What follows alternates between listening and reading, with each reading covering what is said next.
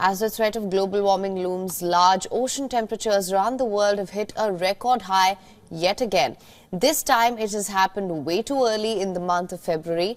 The European Union's Copernicus Climate Change Service, it's reported that the average global sea surface temperature reached 21.06 degrees Celsius last month.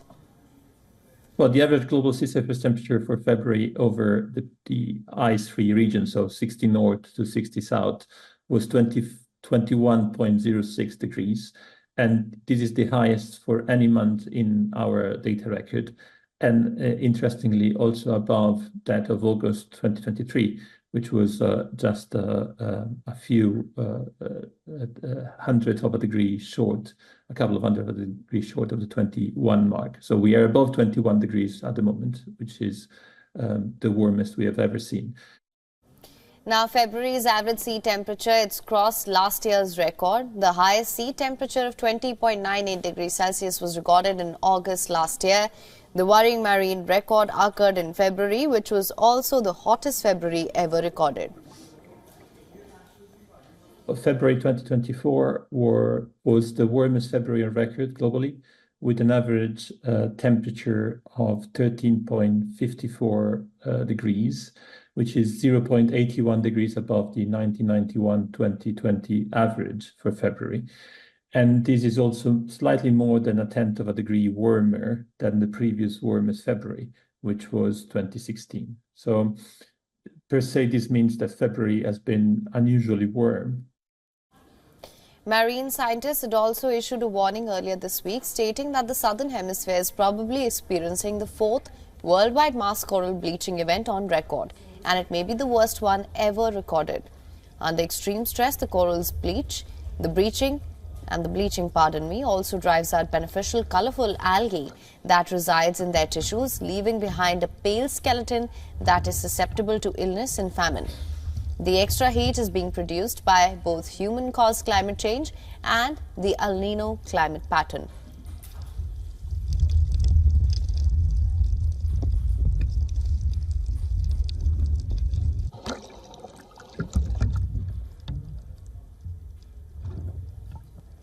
Now, the Ruby Mar, a UK-owned vessel, has sunk after a Houthi attack carrying a staggering 21,000 tons of fertilizer. This disaster could spell catastrophic consequences for the region's marine ecosystem. The fertilizer, composed of ammonium phosphate, sulfate, it's leaking into the seawaters along with fuel. And now this is raising concerns of algal blooms that could lead to dead zones for marine life and starve coral reefs of light. Now, this incident occurred over the weekend in a narrow area that's between Yemen and Eritrea at around approximately 100 meters of depth. Maritime warnings have been issued to ships in the vicinity as the sinking ship poses a serious threat to the relatively shallow coastal waters teeming with corals.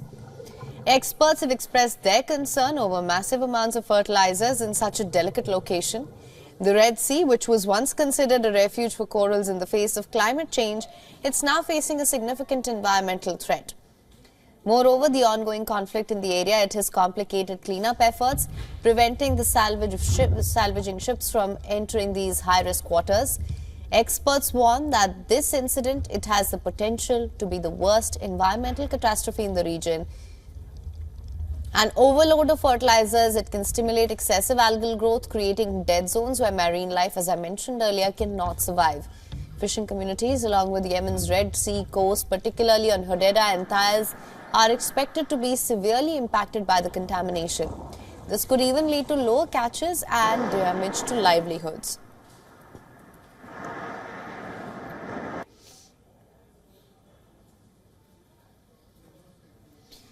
In a concerning development for global trade, the Panama Canal is facing a critical water shortage.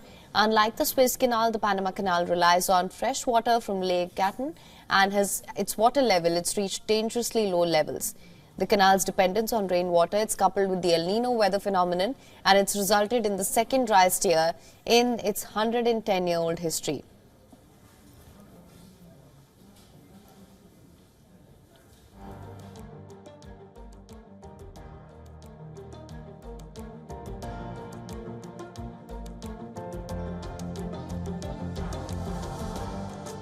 Last October marked the driest month on record with a 41% decrease in normal rainfall, threatening the annual flow of $270 billion worth of cargo. Trade volumes through the canal have already fallen by 49% from its peak. To counteract the impact, water-saving measures have been implemented. This has been done by reducing the number of daily transits from an average of 36 to 24 ships. Each ship now carries less cargo due to weight restrictions, impacting global trade and 40% of US container traffic. Additionally, the lack of water is not just a trade concern, it is also affecting supply of half of Panama's population, including Panama City residents. The Panama Canal Authority is taking steps to address the crisis, with plans to invest $8.5 billion in sustainability projects over the next 5 years. Now, experts are acknowledging the changing climate and are therefore emphasizing the need to prepare for reduced rainfall patterns in the future. Some of the suggested water conservation measures include reusing water through cross-filling in existing locks or building reservoirs by damming up the Indo River.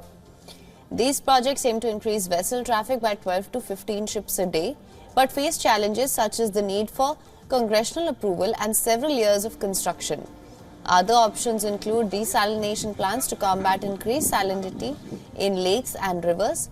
However, these plants are costly and energy intensive.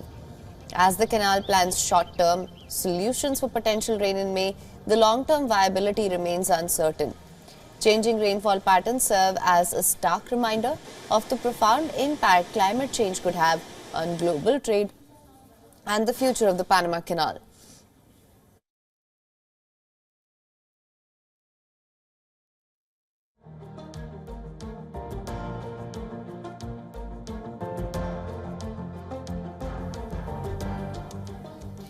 Now, the entire world, it is dealing with the issue of plastic pollution, but in Kenya's Mombasa, a local startup that's named Twende Green EcoCycle, it's taken the initiative for recycling ocean waste into school furniture for the children there. Now, founded in January 2023 by Churchill Miriuki, Lawrence Kozgi, Zaina Mahmood and Faraj Ramadan, Twende Green EcoCycle buys, collects plastic waste from beaches, and later the collected waste it's recycled into sustainable school furniture such as desks and chairs.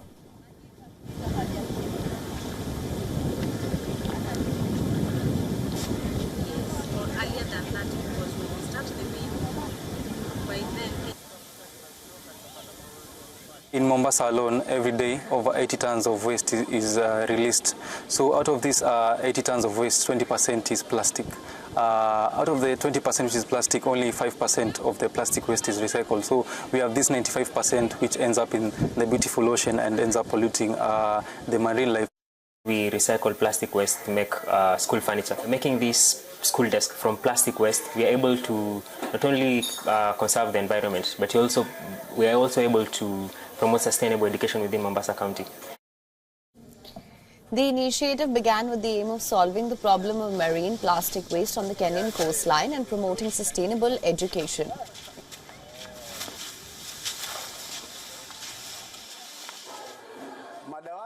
While using traditional wooden desks, the students have to share by 3, so it is cramped. However, while using these eco-desks, each student is comfortable.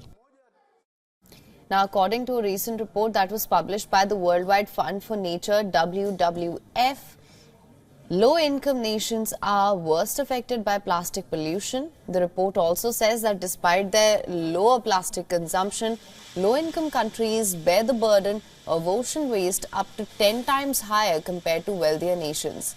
The United Nations says that over 400 million tons of plastic is produced each year, out of which 20 million tons of plastic ends up in water bodies, threatening marine life and coastal tourism and further contributing to climate change.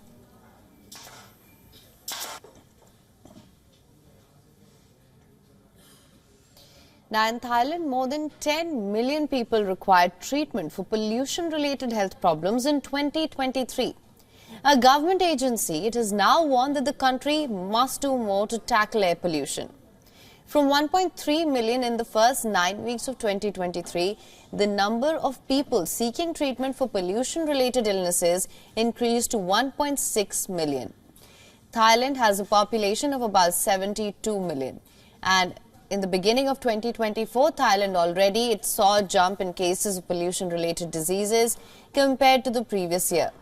The figures include patients with conditions such as chronic bronchitis, lung cancer, asthma and heart disease. Air quality in Thailand regularly plummets in the early months of the year as smoke from farmers burning stubble in the fields adds to the industrial emissions and vehicle exhaust fumes. Last month, Bangkok city employees were also told to work from home for 2 days as a layer of noxious haze blanketed the Thai capital. Earlier this year, Thailand Prime Minister pledged to improve air quality. Lawmakers also endorsed a bill aimed at tackling the problem. The ongoing battle against air pollution in Thailand presents a complex challenge that demands comprehensive and sustained efforts from both the government and the public. As the country confronts the health implications of worsening air quality, the steps taken to mitigate this crisis will be closely watched by citizens and environmental advocates alike. The situation in Thailand serves as a stark reminder of the broader global struggle against environmental degradation and its profound impact on public health.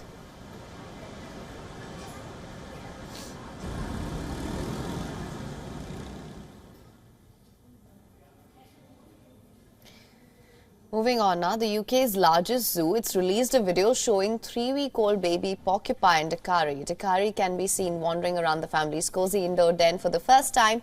Our next report gets you this heartwarming report right from the zoo. Take a look.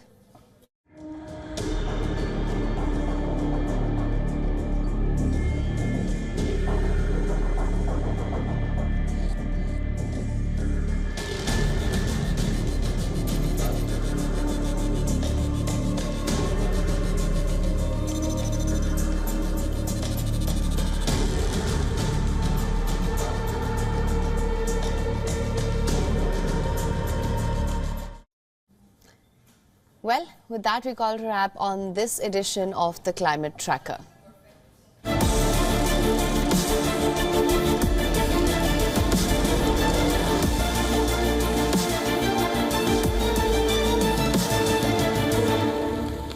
For latest news, download the WION app and subscribe to our YouTube channel.